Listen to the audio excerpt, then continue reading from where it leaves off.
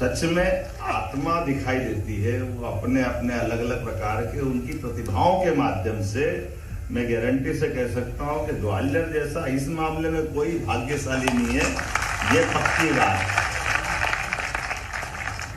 ग्वालियर गौरव दिवस और गौरव दिवस के अवसर पर हमारे बीच राजमाता विजयराजा सिंधिया जी का स्मृति में आयोजित से खास करके विश्वविद्यालय उनके अपने नाम पे बनाया हुआ स्वर्गीय दत्तोपंत ठेंगड़ी सभागार में स्वर्गीय भारत रत्न अटल बिहारी वाजपेयी जी की जयंती के अवसर पर, वो भी 100वीं जयंती, और इस मंच पर मौजूद हमारे यशस्वी विधानसभा के अध्यक्ष श्रीमान विष्णुदत्त शर्मा जी, माननीय नरेंद्र सिंह तोमर जी, हमारे अध्यक्ष माननीय विष्णुदत्त शर्मा जी, हमारे पूर्व शिक्षा मंत्री, बहुत सारे अलग अलग दायित्वों का निर्वहन किया माननीय जयभान सिंह पवैया जी, हमारे सांसद भारत सिंह जी, इस अवसर पर माननीय संगठन के महामंत्री हितानंद जी, हमारे दोनों जिला अध्यक्ष अभय जी, कौशलेंद्र शर्मा जी, हमारे माननीय विवेक नारायण सेजवलकर जी, पूर्व सांसद, पूर्व महापौर भी रहे, प्राधिकरण के अध्यक्ष भी रहे, बहुत सारे दायित्वों का बहुत कुशलता से निर्वहन आपने किया है।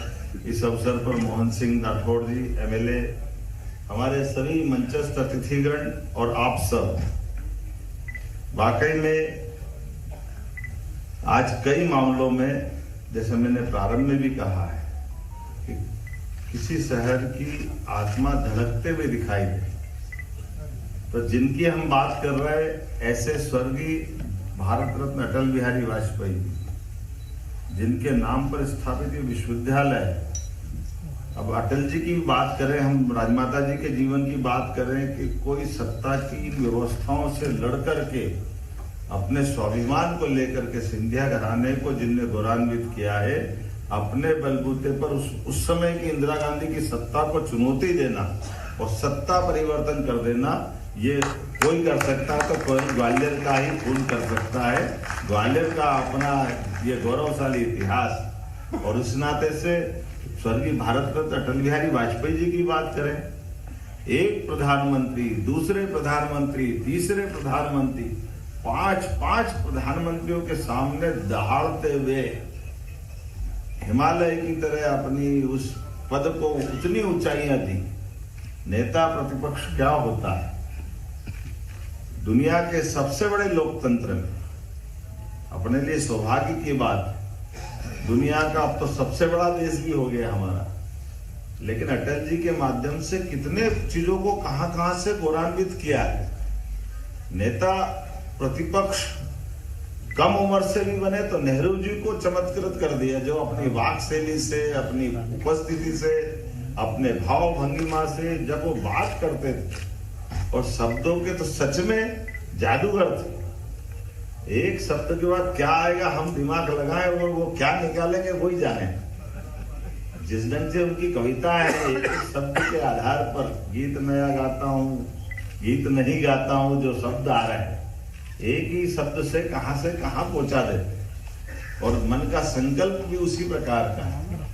व्यक्तिगत जीवन में सब प्रकार की प्रतिभा होने के बावजूद भी हमारी अपनी प्रतिभा से अपने देश को गौरवान्वित करने के लिए राष्ट्रीय स्वयंसेवक संघ के प्रचारक बनकर आजीवन उस मार्ग को अपनाया जिसको हम अपने बहुत श्रद्धा और बहुत गर्व से देखते हैं। लेकिन उनके व्यक्तिगत जीवन में कितने कष्ट होते हैं, क्या क्या नहीं पाया उनने। अपने ढंग से कहीं संपादक बने, कहीं प्रचारक बन के गए, अपनी संघ की उस समय की तो और कठिन दौर, लेकिन उस सारी कठिनाइयों के बीच में अपनी मौलिक प्रतिभा को भी बचाए रखना।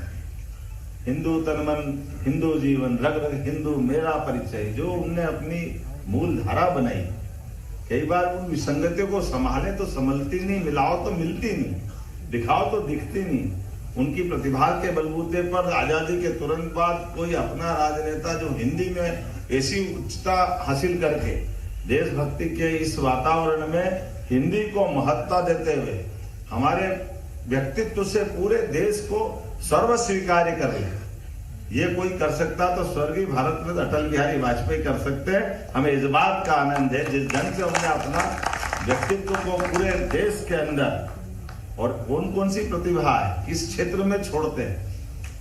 एक तरफ जब वो बात करते हैं कि हमारे लिए इस देश के अंदर विज्ञान का नए नारा बना देते हैं, जय जवान जय किसान जय विज्ञान, और विज्ञान नहीं कर रहे हैं।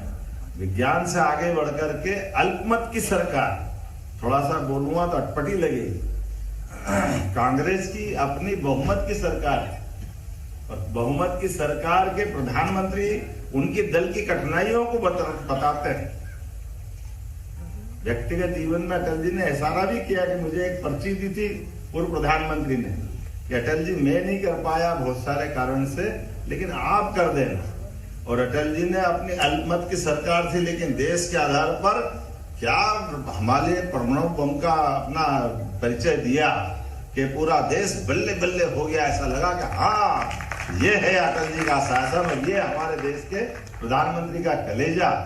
और मजा भी क्या आ रहा था, वो 2-3 दिन तो ऐसा लगा दिवाली मन गई। एक फोड़े तो उन्होंने कहा ये कैसे फोड़ रहा, ये नहीं फोड़ सकते तो एक और फोड़ दिया।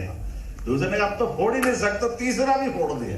दूसरे ने कहा असंभव हम प्रतिबंध लगाएंगे, तो 4 और 5 धम धम 5-5 बार विस्फोट कर दिया। और आंखों में धूल भी क्या झोंके, और क्या हीरा निकाल के लाए। हमने तो पहली बार देखा हीरा पन्ना में निकलता, पर हमको क्या मालूम पोखरण से निकलता है। अब्दुल कलाम करके हमारे बीच में ला। एक ऐसा देशभक्त हमारा वैज्ञानिक, अगर एक तरह से उनको प्रेरित किया, प्रोत्साहित किया और दुनिया के सामने उनको एक अलग रूप में लेकर के आए। हमारे अपने वैज्ञानिकों पे भरोसा करके उनकी प्रतिभा के माध्यम से देश को मान सम्मान बढ़ाने में अटल जी ने जो योगदान विज्ञान के लिए दिया, सच में उनने जो कहा जय विज्ञान, वो गलत नहीं कहा है। और एक नहीं, उनके बाद के भी उनके सारे निर्णय उनकी अपनी प्रतिभा बताती है।